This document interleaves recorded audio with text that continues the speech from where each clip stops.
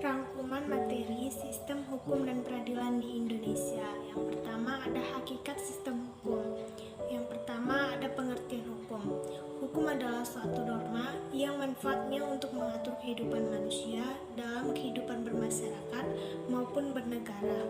Yang kedua ada unsur-unsur hukum. Yang pertama yaitu mengatur tentang tingkah laku manusia dalam hidup bermasyarakat. Yang kedua peraturan dibuat oleh badan-badan resmi yang berwenang membuat peraturan. Yang ketiga, aturan hukum bersifat memaksa dan mengikat. Dan yang keempat, peraturan memuat sanksi yang tegas dan nyata bagi pelanggarnya. 3. Ciri-ciri hukum. Ciri-ciri hukum itu dibedakan menjadi dua. Yang pertama adanya perintah atau larangan. Yang kedua ada perintah atau larangan tersebut yang harus dipatuhi oleh semua orang dan bagi yang melanggar akan diberikan sanksi atau hukuman. Yang keempat, penggolongan hukum. A. Berdasarkan ruang lingkup wilayahnya dibagi menjadi 3, yaitu hukum lokal, yaitu hukum yang berlaku di daerah tertentu saja. Sedangkan hukum nasional yaitu hukum yang berlaku di suatu negara. Dan yang ketiga ada hukum internasional, yaitu hukum yang berlaku antar negara dan di dunia internasional. B. Berdasarkan bentuknya dibedakan menjadi 2, yaitu hukum tidak tertulis, yaitu hukum yang tidak ditulis secara resmi tetapi masih hidup dan terpelihara dalam masyarakat. Yang kedua ada hukum tertulis, yaitu hukum yang ditulis secara resmi dan dilembagakan yang berbagi yang berwenang. C. Berdasarkan sumbernya. Yang pertama hukum undang-undang, yaitu hukum yang berasal dari undang-undang. Yang kedua hukum kebiasaan, yaitu hukum yang bersumber dari aturan-aturan kebiasaan. Yang ketiga hukum jurisprudensi, yaitu hukum yang bersumber dari keputusan hakim. Yang keempat hukum traktat, yaitu hukum yang bersumber dari perjanjian antar negara. Yang kelima hukum doktrin, yaitu hukum yang berasal dari pendapat para ahli. D. Berdasarkan berlakunya. Yang pertama ius constitutum atau hukum positif, yaitu hukum yang berlaku sekarang bagi suatu masyarakat di suatu wilayah tertentu. Yang kedua ius constituendum atau hukum negatif, yaitu hukum yang diharapkan berlaku di masa yang akan datang. Yang ketiga hukum antar waktu, yaitu hukum yang berlaku saat ini, pada masa lalu, ataupun hukum yang berlaku tanpa batas waktu. E. Berdasarkan kekuatan, berlaku, dan sifatnya. 5. Tugas, tujuan, dan fungsi hukum. A. Tugas hukum. Yang pertama menjamin kepastian hukum bagi setiap orang di dalam masyarakat. Yang kedua menjamin ketertiban ataupun harmonisasi sosial. Yang ketiga pencegahan terhadap main hakim sendiri. B. Tujuan hukum.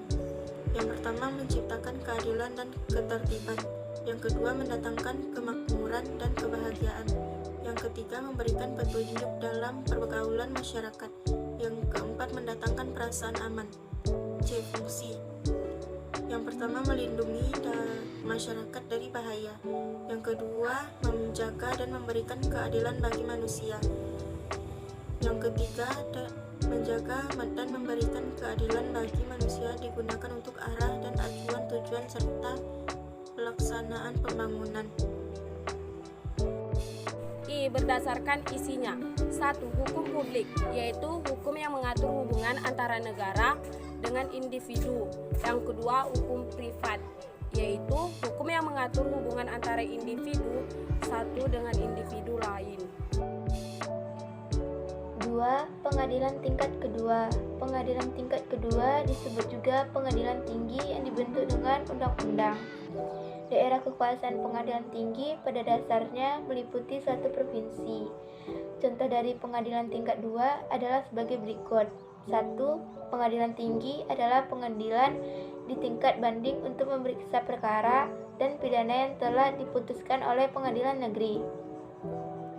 2. Pengadilan tinggi agama adalah pengadilan yang bertugas untuk UKT, pengadilan perkara di tingkat pertama. 3. Pengadilan tinggi tata usaha negara adalah pengadilan yang memiliki tugas untuk memeriksa dan untuk memutuskan sengketa tata usaha negara di tingkat banding. 4. Mahkamah Konstitusi. 5. Kasasi dan Mahkamah Agung. Mahkamah Agung berkedudukan sebagai puncak semua peradilan dan sebagai pengadilan tertinggi. Dalam hak asasi yaitu menjadi wewenang Mahkamah Agung adalah membatalkan atau menyatakan tidak sah putusan hakim pengadilan tinggi karena putusan itu salah atau tidak sesuai dengan undang-undang. C. Sikap terhadap hukum yang berlaku. 1. Kepatuhan terhadap hukum. Kepatuhan terhadap hukum merupakan sikap menaati semua hukum dan norma yang berlaku. Kepatuhan hukum mengandung arti sebagai berikut. 1. Memahami dan menggunakan peraturan perundangan yang berlaku. 2. Memiliki kesadaran pertahanan tertib hukum yang ada. 3. Menegakkan kepastian hukum. 2. Kesadaran terhadap hukum. Kesadaran hukum adalah keyakinan akan kebenaran hukum yang dilaksanakan dengan perbuatan yang patuh terhadap hukum. Berikut ini adalah sikap yang mengandung ketentuan hukum. 1. Sikap terbuka. 2. Sikap objektif dan rasional. 3. Sikap mengutamakan kepentingan umum. 3. Contoh sikap yang mencerminkan kepatuhan hukum. 1. Mematuhi perintah orang tua. 2. Membayar pajak. 3. Memiliki KTP. 4. Bersikap tertib di jalan raya. 2. Dasar hukum lembaga peradilan. A. Pancasila, terutama Pancasila kelima, yaitu keadilan sosial bagi seluruh rakyat Indonesia. B. Undang-Undang Dasar Negara Republik Indonesia tahun 1945 bab 11 pasal 24 ayat 2 dan 3. 3. Tingkat lembaga peradilan. 1. Pengadilan tingkat pertama. Pengadilan tingkat pertama dibentuk berdasarkan keputusan Presiden. Pengadilan tingkat pertama mempunyai kekuatan hukum yang meliputi satu wilayah, kabupaten, atau kota. Fungsi pengadilan tingkat pertama adalah memeriksa tentang sah atau tidaknya penangkapan atau penahanan yang dilakukan oleh tersangka. Contoh dari pengadilan tingkat pertama adalah sebagai berikut. 1. Pengadilan negeri adalah suatu pengadilan yang sehari-harinya memeriksa dan memutuskan perkara pidana dan perdata. 2. Pengadilan agama adalah pengadilan yang bertugas dalam menyelesaikan perkara-perkara di bidang agama Islam seperti perkawinan. Pengadilan 3. Pengadilan militer adalah pengadilan yang bertugas memeriksa dan memutuskan pidana yang terdakwanya adalah prajurit yang pangkatnya kapten ke bawah. 6. Negara, hukum, dan tata hukum di Indonesia. Dalam pelaksanaan Indonesia adalah sebuah negara hukum. Negara hukum adalah negara yang mendasarkan segala sesuatu baik tindakan maupun pembentukan sebagai lembaga negara hukum. Negara Indonesia tentunya memiliki tata hukum yang berlaku. Tujuan hukum nasional Indonesia adalah mengatur secara pasti hak dan kewajiban lembaga tinggi negara. Sebuah pejabat negara, setiap warga negara agar semuanya dapat melaksanakan kebijakan dan tindakan-tindakan demi terwujudnya tujuan nasional bangsa Indonesia.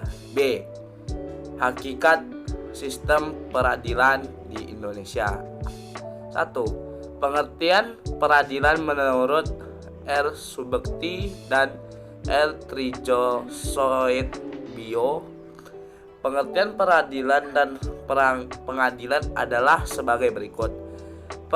Peradilan adalah sebagai sesuatu yang berhubungan dengan tugas negara menegakkan hukum dan keadilan. Pengadilan lembaga adalah yang bertugas menegakkan peradilan, yaitu memeriksa dan memutuskan sengketa-sengketa hukum dan pelanggaran-pelanggaran hukum atau undang-undang.